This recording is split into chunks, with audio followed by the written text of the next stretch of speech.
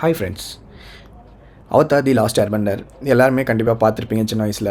அதாவது என் வயசில் இருக்கவங்கள்ட்ட சொல்கிறேன், எல்லாருமே பார்த்துருப்பீங்க. ஏன்னா 90s ஒரு one of the most good animation series அது.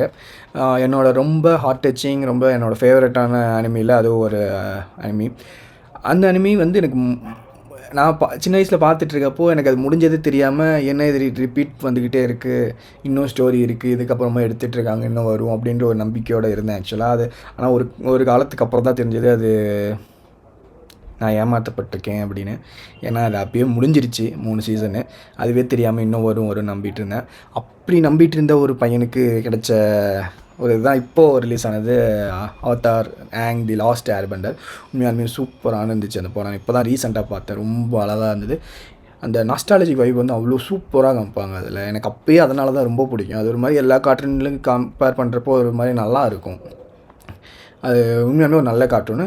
இப்போ திடீர்னு ஏன் இப்போ படம் ரிவ்யூ மாதிரி வருது அப்படின்னு நினைப்பீங்க. படம் ரிவ்யூலாம் இல்லை. அதில் வந்து நிறைய என்விரான்மெண்ட்டு ஷார்ட்ஸ்லாம் ரொம்ப அழகாக இருந்தது உண்மையாலுமே.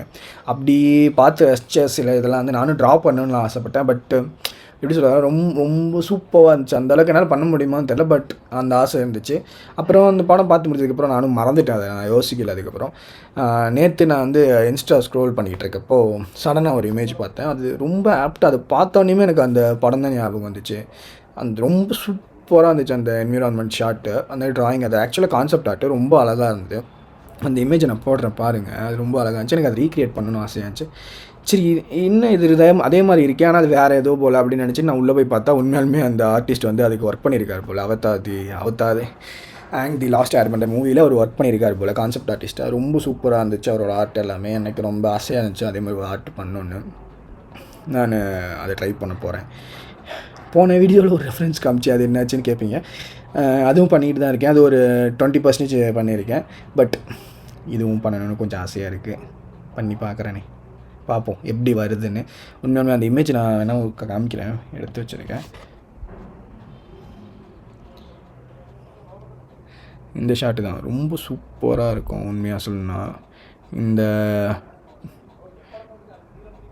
இது ஒரு என்விரான்மெண்ட் ஷாட் தான். இந்த ஷாட் வந்து பர்டிகுலராக எனக்கு ரொம்ப ஹார்ட் டச்சிங்காக இருந்தது. லைக் ஒரு ஆர்டிஸ்ட்டாக இது செம்மையாக இருக்குது அப்படின்ற மாதிரி ஒரு சீனாக இருந்தது. எனக்கு இதே மாதிரி ஒரு ஆர்ட் பண்ணணும் ஆசை. அதை ட்ரை பண்ணலான்ட்டு இருக்கேன். பார்ப்போம் எப்படி வருதுன்னு. நான் அந்த இதுவுமே முடிஞ்சால் இதோடய ஷேர் பண்ணி போடுறேன் இந்த வீடியோடைய. இல்லை இதுக்கு அடுத்த வீடியோவில் செகண்ட் வீடியோவாக இதோட கண்டினியூஷனாக அந்த இதை போட ட்ரை பண்ணுறேன். See you in the next video. Tata, bye bye.